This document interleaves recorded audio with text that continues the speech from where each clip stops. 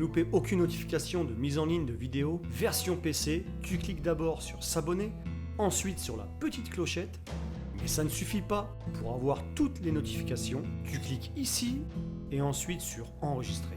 Et pour la version téléphone portable, alors moi c'est en anglais, mais tu cliques sur s'abonner, ensuite sur la petite clochette, ensuite tu vas dans les options et tu cliques ensuite sur toutes les notifications et OK. Salut les top mondeurs, eh oui, me revoilà enfin. Et avec ce nouveau top, je vais vous montrer que les êtres humains sont capables de supporter des douleurs incroyables. Et tout ça pour des raisons de croyance, de culture ou même de beauté. Et attention, même les bébés ne sont pas épargnés. Numéro 10. La déformation volontaire du crâne. Justement, ce numéro 10 concerne les nouveau-nés. Des archéologues qui trouvaient des crânes déformés pensaient qu'ils appartenaient à des aliens. Mais en fait non, ces têtes avaient été déformées volontairement. Que ce soit pour être beau ou pour répondre à des rites religieux. Et les plus anciens retrouvés au Chili ou au Pérou remontent à plus de 8000 ans avant Jésus-Christ. Mais il faut savoir qu'il y en avait partout, que ce soit en Afrique, en Océanie et même en France, dans la ville de Toulouse, et d'ailleurs pour le coup ça s'appelait la déformation toulousaine. On peut dire qu'ils ont bien trouvé leur nom. Et pour avoir cette tête en forme de cône ou d'alien, on utilisait des planches, des bandages ou même des massages très appuyés. Numéro 9. L'amputation des phalanges. On a tous vu des yakuza avec des phalanges en moins dans les films. Ça s'appelle le yubitsume, donc un mot japonais, et ça sert à se faire pardonner une faute en général, mais aussi lorsque l'on veut quitter l'organisation. Mais ça existe aussi en Afrique où les jeunes filles offrent leurs phalanges pour protéger le village des fantômes de guerriers. Et en Indonésie, les femmes d'Ani se coupent la phalange pour montrer leur douleur lorsqu'un membre de leur famille ou un être proche meurt. Numéro 8. La mutilation dentaire. Depuis la préhistoire, on aime beaucoup s'attaquer aux dents. On les lime, on les arrache, on les incruste, etc., etc. Et attention, ça faisait énormément mal parce qu'à l'époque, il n'y avait pas d'anesthésie. On le faisait soit pour ressembler à certains animaux, soit pour répondre à des rituels religieux, ou encore, comme on l'a vu tout à l'heure, pour être plus beau. Et chez les Mayas, on fixait même des pierres précieuses dans les trous creusés dans les dents. Chez les Pygmées, on faisait plus dans le taillage de dents en pointe. Et à Bali, c'est encore pratiqué aujourd'hui, mais on lime les dents, on taille les dents des gens en fait, pour faire disparaître ce qu'il y a de mauvais chez la personne en question. Numéro 7.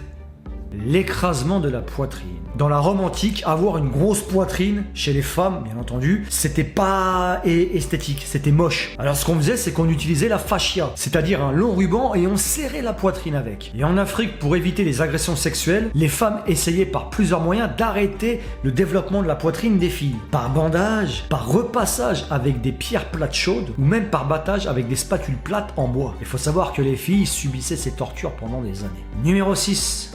Le cou de girafe. On retrouve cette tradition en Thaïlande, mais on ne sait plus pourquoi. En fait, ce ne sont pas des anneaux, mais des spirales qu'on mettait autour du cou des filles tout au long de leur vie. Et en Afrique du Sud, c'est un cadeau qui est offert aux épouses. Plus le mari est riche, et plus il y en a. Mais aujourd'hui, les Padoum utilisent ces colliers juste pour en fait attirer les touristes. Mais il faut savoir que cette pratique est interdite parce qu'en fait, on s'est rendu compte au fil des années que ce n'est pas le cou qui s'allonge, mais que ce sont les côtes qui poussent vers le bas, ce qui en fait déforme la cage thoracique. Numéro 5. Le corset. Alors cet instrument de torture, si je puis dire, revient à la mode, mais en plus soft de nos jours. Faut savoir que le corset a été utilisé depuis la Renaissance jusqu'aux années environ 1800, parce que les femmes avec les tailles très fines étaient considérées comme les plus belles à l'époque. Alors on serrait les lacets, et souvent même les femmes tombaient dans les pommes. Mais faut savoir que le corset en fait était très dangereux pour la santé, parce que non seulement il déformait la cage thoracique, donc le cœur et les poumons, mais il déplaçait aussi le foie. Putain mon vieux, qu'est-ce qu'on ferait pas pour plaire. Numéro 4. Le tatouage des lèvres. Encore une transformation très douloureuse et pour les filles. En Afrique, ce tatouage marque le passage à la puberté. Pendant le choli, on pique encore et encore les lèvres et le tour de la bouche, zone évidemment hypersensible, jusqu'à ce que toute la partie devienne noire. Après, bien sûr, la bouche est complètement boursouflée pendant plusieurs jours. Et là, la fille est reconnue pour son courage et ses dents blanches bien mises en valeur sont généralement appréciées. Plus loin, au Japon, ce rituel était utilisé plusieurs siècles avant Jésus-Christ. Le tatouage en forme de grand sourire était terminé au moment du mariage. Numéro 3.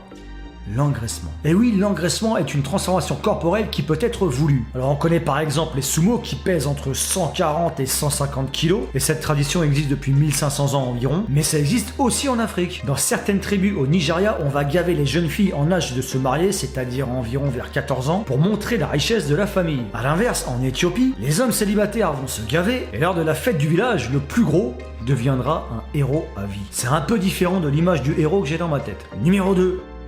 La scarification. Encore une transformation hyper douloureuse. La scarification, qui consiste à inciser ou à brûler la peau pour avoir des dessins en relief ou en creux, a toujours été utilisée par l'homme. C'était pour montrer à quel clan on appartenait ou pour montrer les mondes de l'au-delà ou dessiner un monde magique. Chez les Maoris, c'est le visage des personnes les plus importantes qui est travaillé. En Papouasie-Nouvelle-Guinée, la scarification en forme d'écaille chez certains hommes montre leur courage. Mais les femmes aussi ont des scarifications rituelles en Afrique. Numéro 1.